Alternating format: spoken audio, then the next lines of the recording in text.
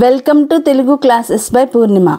ఈరోజు వీడియోలో AP TET previous papers తెలుసుకుందాం. ఈ వీడియో లైక్ చేయండి, షేర్ చేయండి. ఫస్ట్ టైం చూసిన వాళ్ళు సబ్స్క్రైబ్ చేసుకోండి. ముందుగా తెలుగు సాహిత్య చరిత్రలో 1911వ సంవత్సరం చాలా ప్రధానమైంది. గిడుగువారి ఉద్యోగాన్ని వదిలి వ్యవహారిక భాషోద్యమం పూర్తిగా చేపట్టడం, స్కూలు ఫైనల్, ఇంటర్ విద్యార్థులు వాడుక భాష ఉపయోగించడానికి ప్రభుత్వం అనుమతించడం, ఆంధ్ర సాహిత్య పరిషత్తు స్థాపించడం ముఖ్యమైనవి. అయితే పెద్దలు, పండితులు కలిసి వ్యవహారిక భాషకు వ్యతిరేకంగా మద్రాసు ప్రభుత్వంపై ఒత్తిడి తెచ్చి వారిచ్చిన అనుమతిని ఉపసంహరించేలా చేశారు. ఆంధ్ర సాహిత్య పరిషత్తుకు సవాలుగా నవ్య సాహిత్య పరిషత్తు బయలుదేరింది. ప్రతిభ అనే పత్రికను వెలువరించింది. పై గద్యాన్ని అనుసరించి క్రింది వానిలో సరికానిది.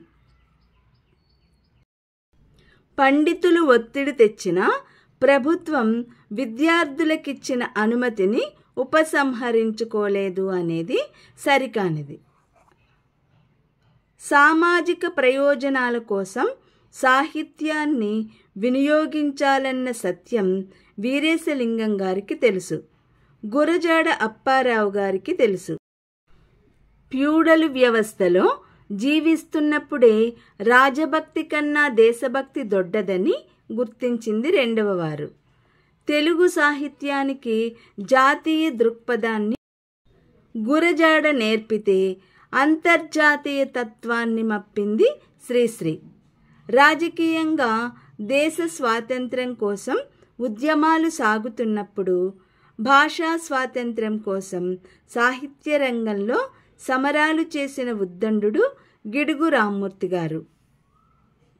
రాజభక్తి కన్నా దేశభక్తి గొప్పదని గుర్తించిన వారు గురజాడ అప్పారావు గారు. శతకోటి భానుతేజ యతులిత సద్గుణ గణాఢ్య యంబుజనాభ రతినాథ జనక లక్ష్మీ సతిహిత ననుగావు భక్త సన్నుత కృష్ణ. పై పద్యంలో సాటిలేని మంచి గుణాల సమూహంతో గొప్పవాడు అనే అర్థం వచ్చే పద సంబంధం. అతులిత సద్గుణ గుణాఢ్య.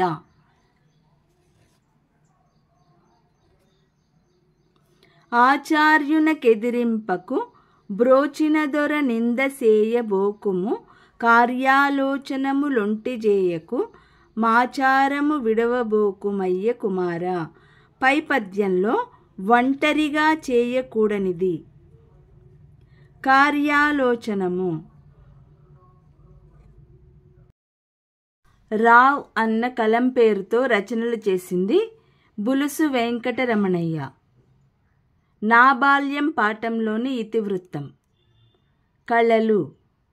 తన జీవిత అనుభవాలు, భావాలతో కలబోసి తనకు తానే రాసుకునే సాహితీ ప్రక్రియ. ఆత్మకథ. తొలి తెలుగు యాత్రా చరిత్ర, కాశీ యాత్రా చరిత్ర. దివ్య పదానికి ప్రకృతి. దీపము. చెన్ను అనే పదానికి అర్థం అందం. క్రింది వాటిలో మధ్యమ పురుష సర్వనామ పదాలు. మీరు, నీవు. వెండి గొలుసు వెయ్యడమే గాని తీయలేము, ఇది ఒక పొడుపు కదా. దళము పర్యాయ పదాలు. సైన్యం, సేన. స్త్రీలను గూర్చి చెప్పే పదాలు మహతీవాచకాలు. మనమంతా ధర్మం కొరకు పాటుపడాలి. గీత గీసిన పదం ఏ విభక్తి ప్రత్యయం? చతుర్థీ విభక్తి. క్రింది వాటిలో వర్తమాన కాల వాక్యం. మణిమేఖల ముగ్గు వేస్తున్నది. క్రింది వాటిలో భూతకాలిక అసమాపక క్రియ గల వాక్యాన్ని గుర్తించండి. నేను బడికి వెళ్ళి చదువుకున్నాను. క్రింది వాటిలో సరైన సంయుక్త వాక్యం. సౌజన్య తెలివైనది, చురుకైనది. పెదవి సహాయంతో పలికే అక్షరాలు. ఓష్ట్యాలు. పితృణం ఈ పదంలోని సంధి. సవర్ణ దీర్ఘ సంధి. అచ్చులను ఇలా కూడా పిలుస్తాం. ఆ ఈ సరైనవి. స్వరాలు, నాదాలు. బాస్దుల్ ఈ పదంలోని గల గణం. రా. దేశ చరిత్ర పదానికి విగ్రహవాక్యం. దేశము యొక్క చరిత్ర. జ్ఞానం దీపం వలె జీవితానికి వెలుగునిస్తుంది. ఈ వాక్యంలోని ఉపమావాచకం వలె. పలు భాషణ అలవాట్లతో కూడిన సంక్లిష్ట వ్యవస్థ భాష అన్నది హాకెట్. తాను చూసిన ప్రదేశం గురించి కానీ తనకు నచ్చిన అంశంపై కానీ 2 నిమిషాలు ఏకధాటిగా మాట్లాడగలగడం ఉక్త రచన. మన దేశంలో ఈ పద్ధతిని మొదట ఈశ్వరీభాయ్ పటేల్ కమిటీ ప్రస్తావించింది. కృత్యాధార పద్ధతి. ఒక విషయం యొక్క భావాన్ని గ్రహించి తన సొంత వాక్యాలలో వివరిస్తూ చక్కగా రాయడం. విస్తృత రచన. వార్తాపత్రికలు దృశ్య బోధనోపకరణం. ఏ అంశాన్నైతే మదింపు చేయాలని భావిస్తామో ఆ అంశాన్ని మాత్రమే మదింపు చేయడం. అది ప్రామాణికత. మరొక పేపర్. ఈస్ట్ ఇండియా కంపెనీ తెలుగుదేశంలోని చేతివృత్తుల పనివారికి పెట్టుబడి పెట్టి అపారమైన లాభాలు గడించింది. వృత్తికారులు స్వేచ్ఛను కోల్పోయి కంపెనీ కోసం ఉత్పత్తి చేసే కూలీలుగా మారిపోయారు. కంపెనీ భారతీయ ఉత్పత్తులను తక్కువ ధరకు కొని ఇతర దేశాల్లో ఎక్కువ ధరకు అమ్మడం ద్వారా అపారమైన లాభాలు గడించింది. స్థానిక ప్రజలతో సంబంధాలు పెట్టుకోవడానికి కంపెనీ అధికారులు స్థానిక భాష అయిన తెలుగు నేర్చుకోవలసి వచ్చింది. పై గద్యాన్ని అనుసరించి ఈస్ట్ ఇండియా కంపెనీ వలన చేతివృత్తుల పనివారిలో ఈ మార్పు వచ్చింది. కంపెనీ కోసం ఉత్పత్తి చేసే కూలీలు అయ్యారు. పంచతంత్రాన్ని గూర్చి విశేషంగా కృషి చేసిన వారు థియోడార్ బెయిన్ఫే, యోహాన్నెస్ హెర్టెల్. ప్రపంచంలోని వివిధ దేశాలలో పంచతంత్ర వ్యాప్తిని గురించి బెయిన్ఫే విశేషంగా కృషి చేసి ఎన్నో విషయాలను బయటపెట్టాడు.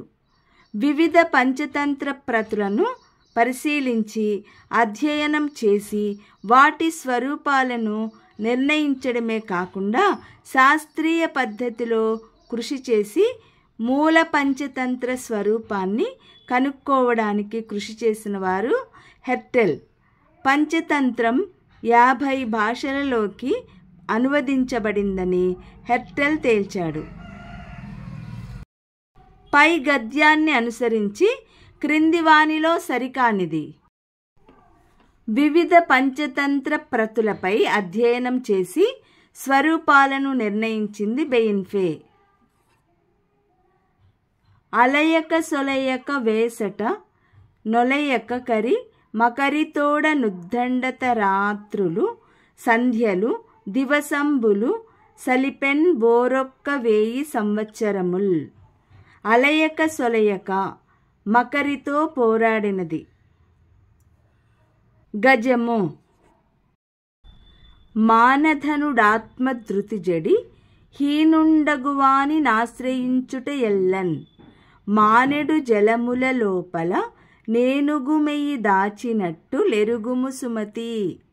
పై పద్యంలో హీనుడిని దేనితో పోల్చాడు? కుంచము నీళ్లు. శ్రీకరంబుగ నారసింహుల కరుణ నీ కథా ప్రారంభమేర్పరించెదను అని ద్విపద రచనకు శ్రీకారం చుట్టిన కవయిత్రి తరిగొండ వెంగమాంబ. క్రింది పద్యపాదాలను సరైన క్రమంలో అమర్చండి.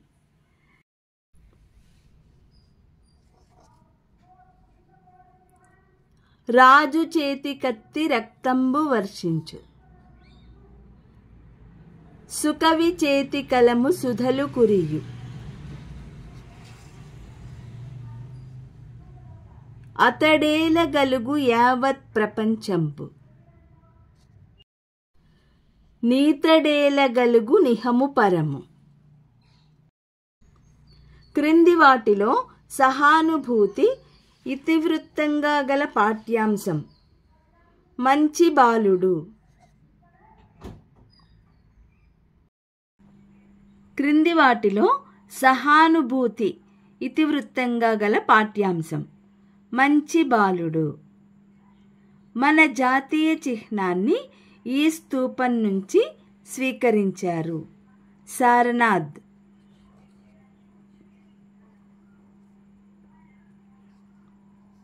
మాతృభాషను నిరాదరించడం సరికాదు. వాడగలిగిన ప్రతి చోట మాతృభాషనే వాడదాం అని చెప్పడం ఉద్దేశంగా గల పాఠం. మమకారం.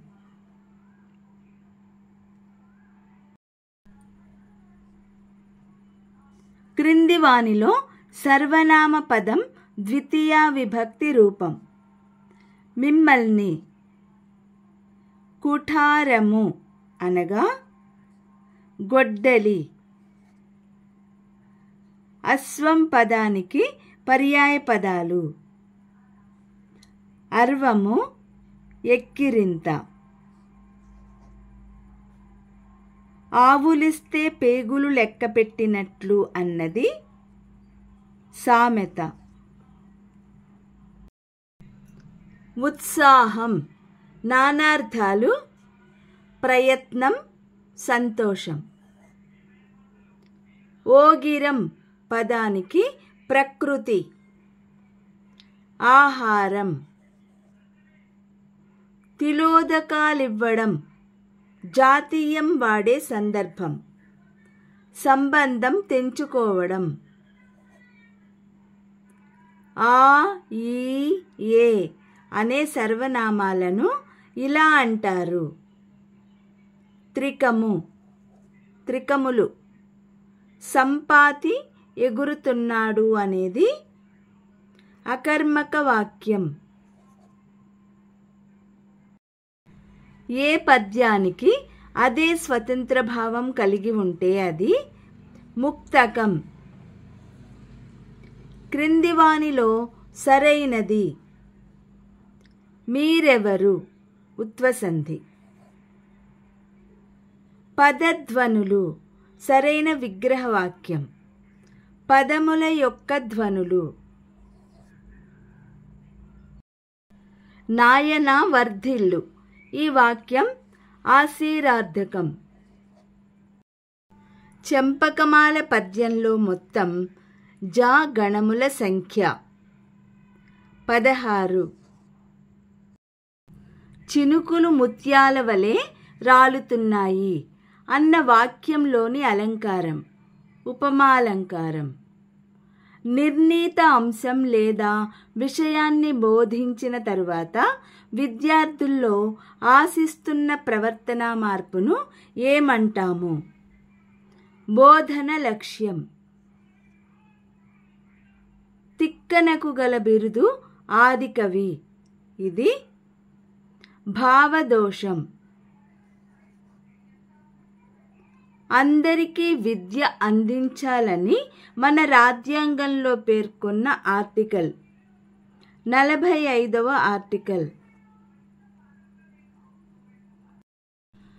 పాఠ్యబోధనా కార్యక్రమంతో పాటు పాఠశాలలో నిర్వహించే ఇతర విద్యా సంబంధ కార్యకలాపాలను ఏమంటారు? సహపాఠ్య కార్యక్రమాలు.